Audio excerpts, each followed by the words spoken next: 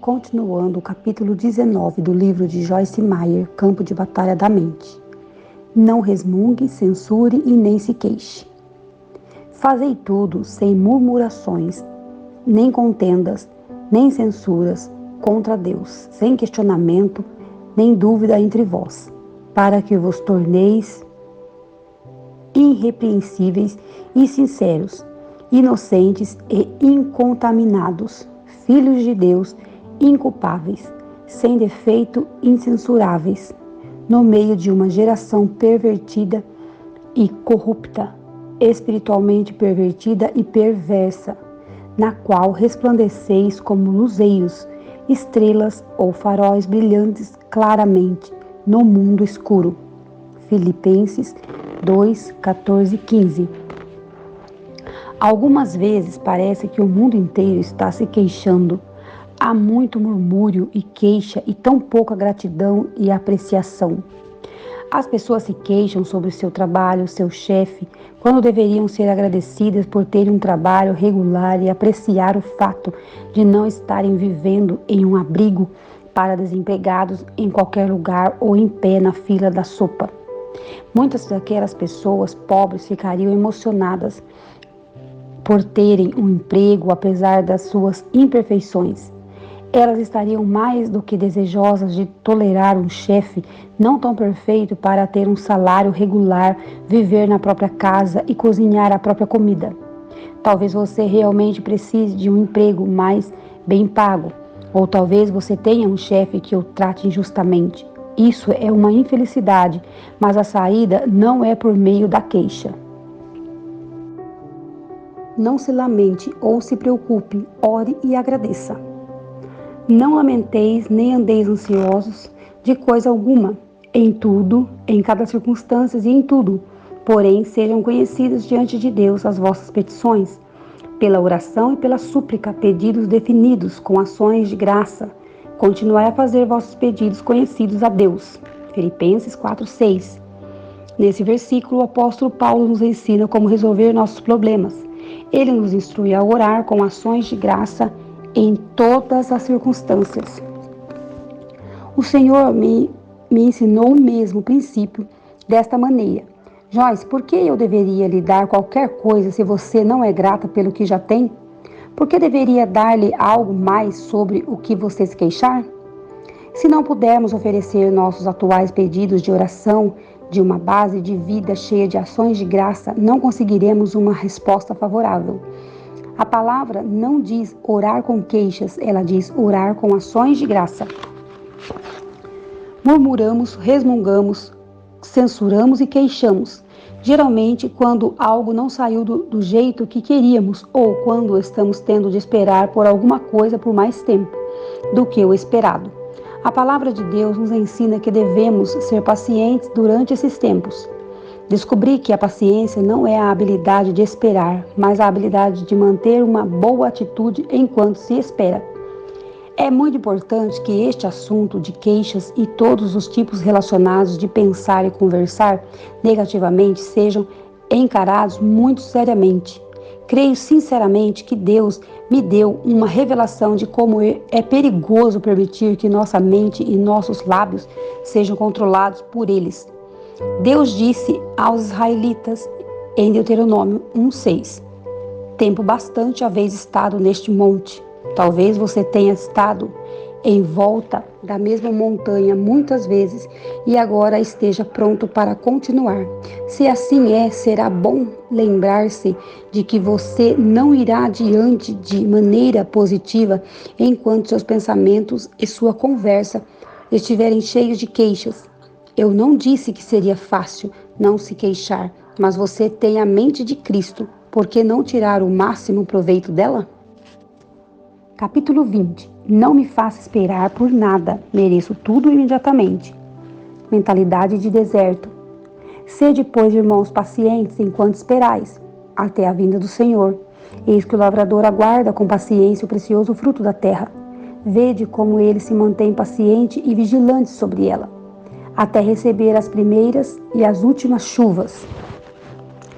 A impaciência é fruto do orgulho. Uma pessoa orgulhosa parece não poder esperar por qualquer coisa. com uma atitude adequada. Ao discutirmos no capítulo anterior a paciência, não é a habilidade de esperar, é a habilidade de manter uma boa atitude enquanto se espera. A Bíblia não diz, seja paciente se você esperar. Ela diz, seja paciente enquanto você esperar. Esperar é parte da vida. Muitas pessoas não esperam bem e, no entanto, na verdade, gastamos mais tempo em nossa vida esperando do que recebendo. O que quero dizer é isto: pedimos alguma coisa a Deus em oração crendo e então esperamos pela sua manifestação. Quando ela chega, nós nos regozijamos porque finalmente recebemos o que estávamos esperando. Entretanto, como somos pessoas direcionadas a atingir um objetivo, que devem sempre ter alguma coisa pelo que lutar, alguma coisa a esperar, vamos imediatamente de volta ao processo de pedir e crer em Deus por alguma outra coisa e esperar mais algum tempo até que o próximo avanço venha. Pensar sobre essa situação fez-me perceber que gasto muito mais tempo da minha vida esperando do que recebendo. Então decidi aprender a usufruir o tempo de espera, não apenas o tempo de receber. Precisamos aprender a aproveitar onde estamos e enquanto estamos a caminho de onde estamos indo. O orgulho impede a espera paciente, porque pela graça, favor imerecido de Deus, que me foi dada, digo a cada um dentre vós que não pense de si mesmo, não se valorize além do que convém, não tenha uma opinião exagerada da sua própria importância. Antes pense sobre sua habilidade, com moderação segundo a medida da fé que Deus repartiu a cada um. Romanos 12:3. É impossível usufruir a espera se você não sabe como esperar pacientemente. O orgulhoso impede a espera paciente, porque a pessoa orgulhosa pensa tão bem sobre si, mesmo que acredita que jamais deveria ser incomodada sobre qualquer aspecto. Embora não devamos pensar mal de nós mesmos, também não devemos pensar tão favoravelmente a nosso próprio respeito. É perigoso nos colocarmos num lugar tão elevado que nos leve a menosprezar aos outros. Se eles não estiverem fazendo as coisas da maneira que queremos, ou tão rapidamente quanto pensamos que deveriam ser feitas, nos comportamos impacientemente. Uma pessoa humilde não mostrará uma atitude impaciente. Seja realista.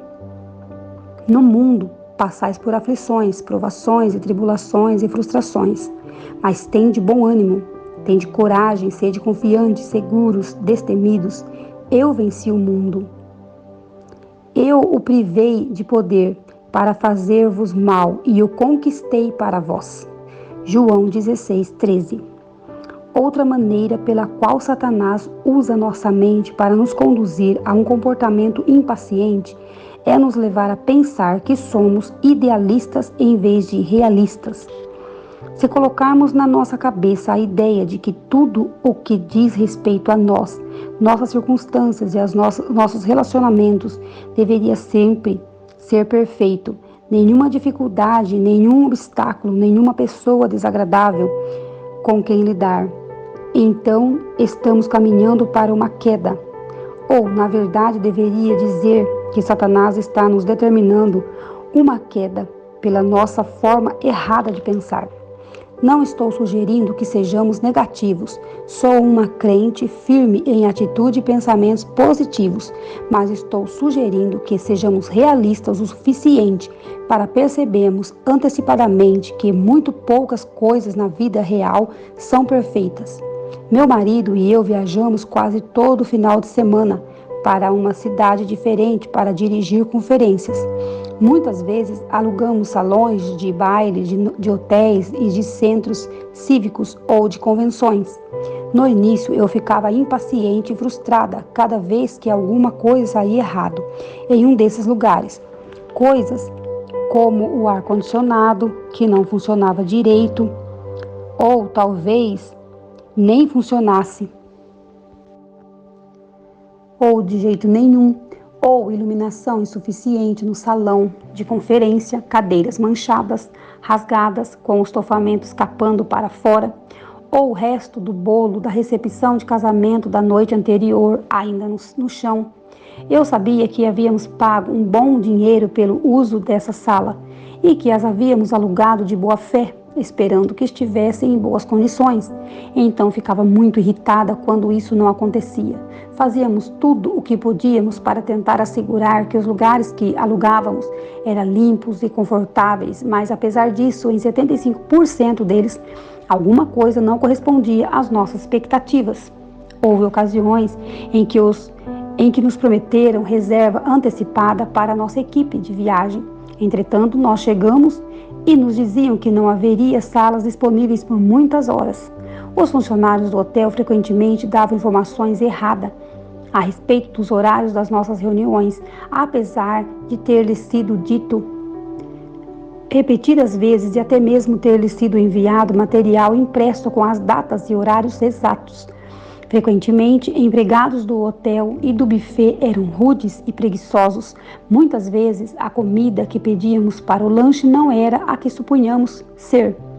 Lembro-me de uma vez em particular, quando a sobremesa servida às nossas mulheres cristãs, aproximadamente 800, foi regada com rum. A cozinha misturou os pratos com o que estavam sendo servidos em uma recepção de casamento. É desnecessário dizer que ficamos um pouco embaraçados quando as mulheres começaram a dizer que a sobremesa tinha gosto de licor. Eu poderia me alongar, mas o ponto é simplesmente este. Ocasionalmente, mas muito raramente, acabávamos num lugar perfeito, com pessoas perfeitas e com um seminário perfeito. Finalmente percebi que uma das razões por que essas situações me deixavam impaciente e me comportando mal é que estava sendo idealista e não realista. Não planejo para o fracasso, mas lembro-me de que Jesus disse que neste mundo teríamos de lidar com tribulações, provações, aflições e frustrações. Essas coisas são parte da vida nesta terra, para o crente, como também para o descrente. Mas todos os infortúnios do mundo não podem nos ferir se permanecermos no amor de Deus, manifestando o fruto do Espírito.